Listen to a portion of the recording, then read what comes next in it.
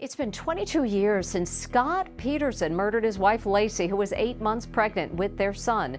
He was getting ready to run. He had cell phones, credit cards. It was like a real-life soap opera happening in your living room. When a case stays in the public eye for more than 20 years, people naturally assume every question has already been answered. That is exactly what happened with the Laci Peterson case. Most believed the story was finished and the truth had already been uncovered. However, new developments in 2026 have reopened one of America's most talked-about criminal cases, revealing information that has shocked even those who followed it from the very beginning. A quiet life of a young couple in Modesto. Laci Peterson was 27 years old and 8 months pregnant with her first child when the winter of 2002 settled over Modesto, California.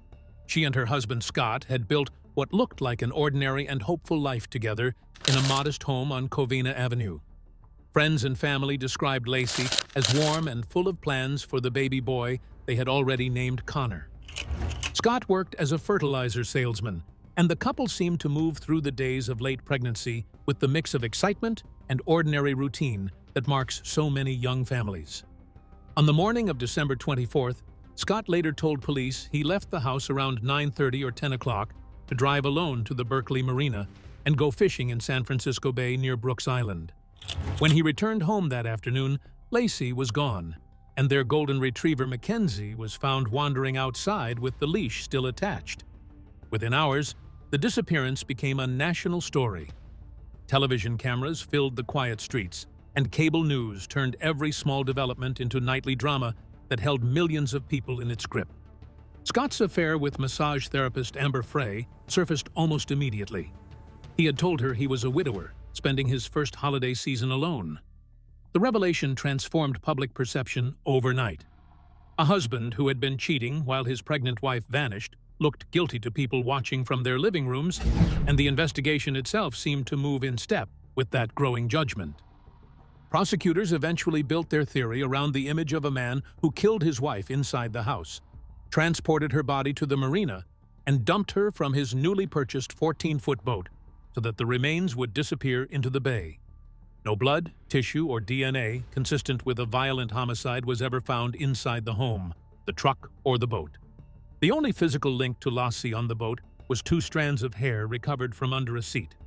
Concrete anchors Scott had mixed became central to the prosecution story, even though the jury never saw clear proof that those anchors had been attached to a body.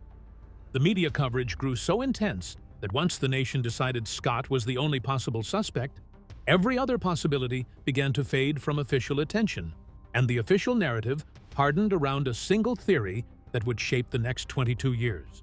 Yet even as that narrative took hold, a different set of voices was already trying to be heard.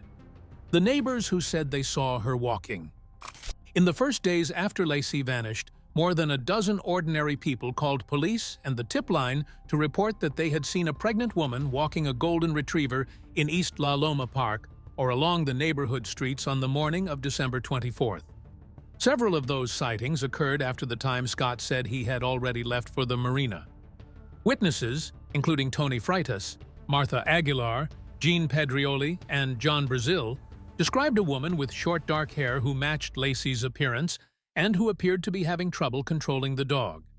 The accounts shared common details about location timing and the dog's behavior that made the cluster of reports harder to dismiss as simple mistakes or wishful thinking. A mail carrier who delivered to the Peterson home between 10:35 and 10:55 that morning later recalled that the gate stood open and the dog that usually barked was silent. That observation fit the larger pattern of the other reports. Detective Ninette Tusby has said that a missing person investigation requires every lead of this kind to be exhausted, because even one credible sighting after the husband left the house would have removed him as a suspect within 48 hours. Instead, the reports were set aside. Police never systematically walked the witnesses back to the exact locations or treated the cluster of accounts as a possible alibi that needed to be eliminated or confirmed through careful follow-up work. None of those witnesses was called to testify at trial in any meaningful way. The possibility that Laci was still alive and walking her dog after Scott drove away simply disappeared from the official narrative that the public and the court would ultimately accept.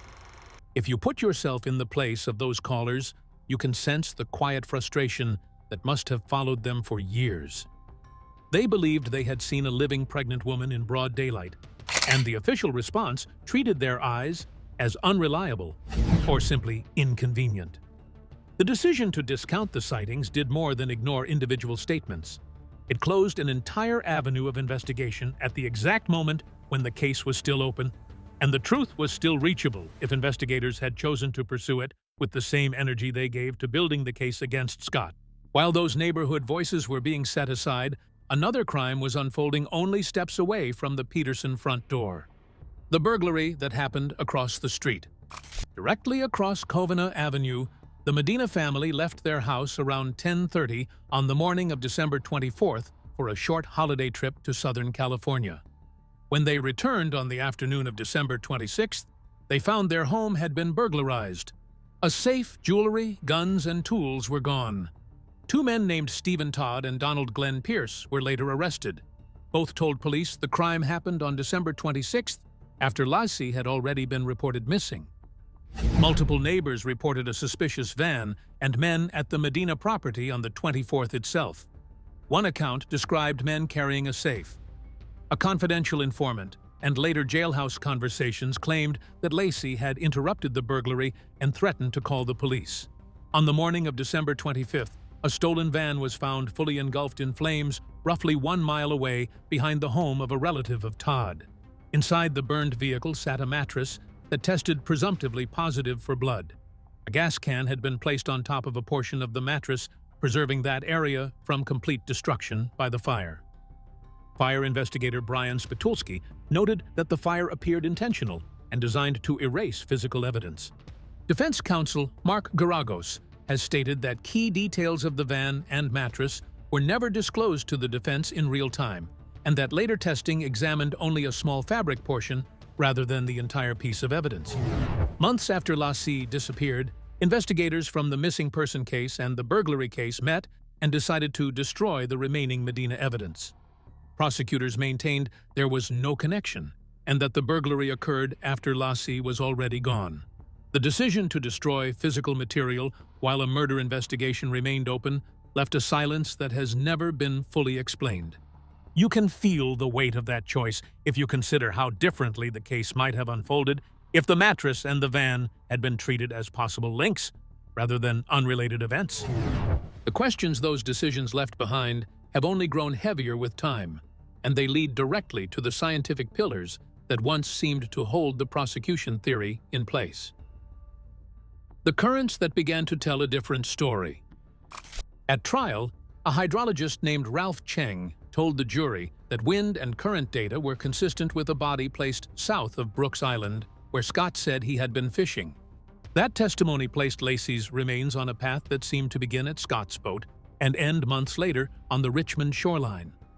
Years later, experts retained by the Los Angeles Innocence Project applied Delft 3D hydrodynamic modeling, a system that did not exist in usable form during the original trial. The new simulations showed that the recovery locations of Laci's remains and Connor's body were inconsistent with the dump site at the fishing grounds Scott described. The modeling favored placement in shallower water near Albany Bulb, or a land-accessible point much closer to where the bodies appeared. Defense testing the jury never saw used a weighted dummy built to approximate Laci's late pregnancy weight. When the dummy was thrown from the same style of 14-foot aluminum boat, the vessel became dangerously unstable and in some trials nearly capsized. Only 2 strands of hair ever connected Laci to the boat. No blood or tissue was recovered from the vessel, the truck, or the home, despite the violent nature of the crime the prosecution described to the jury. Chris Pixley has pointed out that the original expert testimony aligned neatly with the prosecution theory, yet rested on assumptions that modern computational tools now contradict in significant ways. When the physical path of the bodies no longer leads back to the place Scott said he was fishing, the entire sequence of events that the jury accepted requires a second and more careful examination. The water itself has become a silent witness that the original trial never fully heard or allowed the defense to challenge with the tools that now exist. That challenge to the dump location gains even greater force when it is placed beside the science of the unborn child whose measurements once locked the timeline in place. The growth charts that moved the clock forward. The prosecution's timeline depended heavily on the testimony of Dr. Gregory DeVore, who used 1990s fetal biometry charts and a single femur measurement to place Connor's death around December 23, 2002. That narrow window locked the murders firmly to the hours before Scott left home and made every later development in the investigation seem like confirmation of the state's central theory. Specialists reviewing the same bone measurements with modern standards reached a significantly different conclusion. Data from the Intergrowth 21st study, published in 2014, along with World Health Organization and National Institute of Child Health and Human Development growth charts, place Connor's most likely death between December 28, 2002 and early January 2003. A tenured Harvard radiologist retained by the Los Angeles Innocence Project calculated a central estimate near January 1st.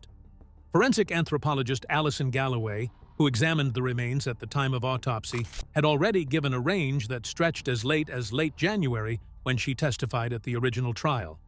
Because a fetus cannot survive long after the mother dies, a later death date for Connor means Laci herself remained alive for days after Scott's fishing trip. Experts such as Dr. Ronald Wapner have noted that without precise individual growth rates, any single measurement can only produce a statistical range rather than the tight and convenient window presented to the jury. The science available in 2004 simply could not support the degree of precision the prosecution asked the jury to accept as established fact. If both mother and child were still living after Scott drove away from Modesto, then the absence of any forensic trace in the house, the truck, or the boat becomes more than a minor inconvenience for the prosecution's theory. It becomes a widening gap that modern methods keep expanding with every new study that appears and every new expert who reviews the original measurements under current standards. You can feel the emotional weight of that shift if you consider what it means for a family that has lived with one version of the truth for more than 20 years, and for a man who has always insisted the timeline never fit. The choices that looked like guilt. The prosecution theory required Scott to kill Laci inside the house, move her body through the residence, load it into the truck, transport it to the marina, transfer it into the boat, and finally dispose of it in the bay without leaving transferable biological material beyond 2 strands of hair found under a seat. Scott's later actions, dyeing his hair, carrying his brother's identification, a significant amount of cash, and new camping gear when he was arrested at a golf course in San Diego, were presented to the jury as clear and compelling signs of a guilty conscience. Defense voices, including Pixley and Tuspy, have argued that a man facing a media-driven presumption of guilt and receiving credible death threats would reasonably attempt to disappear rather than remain in a city that had already decided his fate. Mark Garagos has said, "The affair itself, rather than any forensic proof, is what ultimately sealed the conviction in the minds of the public and the jury that heard the case." Handwritten notes recovered from the home and examined by a forensic document examiner appear consistent with Laci having known about the boat purchase and even shopping for marine equipment, which undercuts the claim that Scott acquired the vessel in complete secrecy solely for the purpose of disposing of a body. The complete lack of physical evidence in every location where the crime was supposed to have occurred sits beside a set of behavioral choices that can be read in more than one reasonable way, depending on the assumptions a person brings to the evidence. When the science of the currents and the science of fetal growth both move away from the original timeline, the empty rooms begin to look less like the scene of a carefully planned and perfectly executed crime, and more like the scene of a crime that may have happened somewhere else, under circumstances the original investigation never fully explored. That possibility carries an emotional weight that is difficult to ignore once you allow yourself to sit with the full record. The long road to 2026. The Los Angeles Innocence Project formalized all of these issues in its detailed August 2025 petition that asked the court to examine the new scientific findings and the long-ignored leads. In April 2026, Judge Elizabeth Hill denied every claim contained inside that petition. The district attorney celebrated the ruling as recognition that the arguments were nothing more than recycled material that courts had already considered and rejected. Sharon Rocha rejected the documentary's central premise outright and stated that no new evidence existed. The Innocence Project responded by preparing the appeal that is now moving toward a higher court under California's post-conviction procedures. Nanette Tuspay continues to say that any individual denied a fair and thorough investigation from the beginning deserves a new trial. Chris Pixley maintains that the original verdict rests on unreliable scientific testimony and therefore cannot be considered constitutionally reliable under the standards that are supposed to protect every defendant. Mark Garagos repeats that he has never believed Scott capable of these particular crimes and that the evidence has never supported the conclusion the jury reached. What has settled over the case in 2026 is not a clean resolution that brings peace to anyone involved.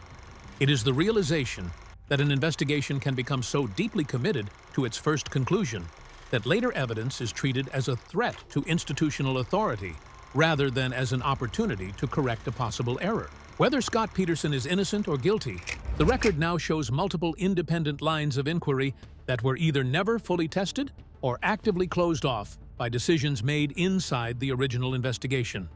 The neighborhood sightings were set aside. The neighboring burglary evidence was destroyed. The currents were modeled with tools that no longer match modern computational standards. The growth of an unborn child was measured with charts that later research revised in significant ways. The worst truth is that the system has spent more energy protecting the finality of its verdict than testing whether that verdict still stands on solid ground after more than 20 years of scientific and investigative progress. The public is left with the uncomfortable knowledge that justice sometimes prefers the comfort of a definitive ending over the discomfort of another beginning that might lead to a different result. That preference for institutional finality may be the part of this story that outlasts every court filing and every documentary that tries to reopen the file, and it is the part that continues to grip anyone who has followed the case with an open mind. You can sense the human cost if you allow yourself to think about the years that have already passed and the years that may still pass, while the higher court decides whether the original foundation is strong enough to carry the weight it was given. The documentary that aired in July of 2026 did not invent these questions. It simply refused to let them remain buried under the language of finality. The appeal that is now moving forward will force at least one more court to look at the science and the leads that were never fully chased. Whatever that court decides, the deeper problem remains. An investigation that closes doors too quickly, and a system that protects those closed doors for decades leaves everyone connected to the case in a state of unresolved tension. The families continue to carry their grief. The man in prison continues to insist on his innocence. The public continues to wonder whether the truth was ever fully allowed to surface. That unresolved tension is what makes the story of Laci and Connor and Scott feel unfinished even after more than 20 years, and it is what keeps the questions alive long after the cameras have moved on to other cases. What do you make of the new science and the leads that were never chased? Share your thoughts in the comments and tell me whether you believe this case still deserves another day in court.